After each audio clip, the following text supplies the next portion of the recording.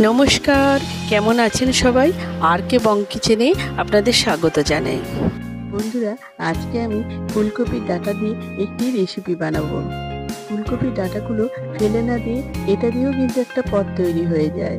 তাই ডাঁটাগুলো আমি প্রথমে সিদ্ধ করে নিয়েছি। এরপর গ্যাসে কড়াই বসিয়ে দিয়ে সর্ষের তেল দিয়ে দিলাম। তেলটা গরম হয়ে গেছে, এরপর 1 চামচ কালো জিরে দিয়ে দিলাম।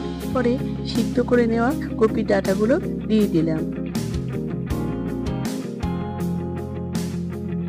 সামান্য পরিমাণ হলুদ দিলাম আর পরিমাণ মতো নুন দিয়ে 2-3 মিনিটের জন্য ঢাকা চাপা দিয়ে দিলাম।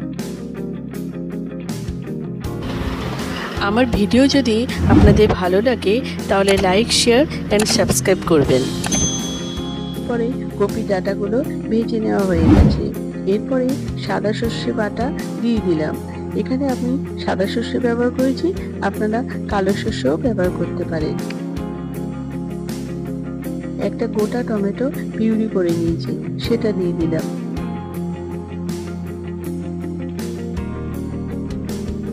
দিয়ে দিলাম কিছুটা পরিমাণ লঙ্কা কুচি।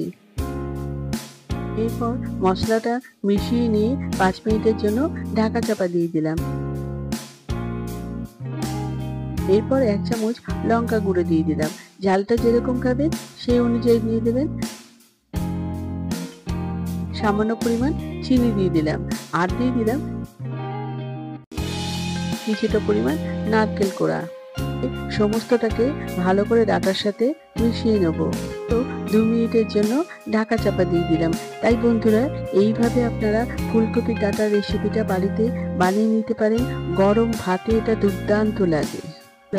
আমার রেসিপিগুলো যদি আপনাদের ভালো লাগে তাহলে লাইক, শেয়ার অ্যান্ড সাবস্ক্রাইব করবেন।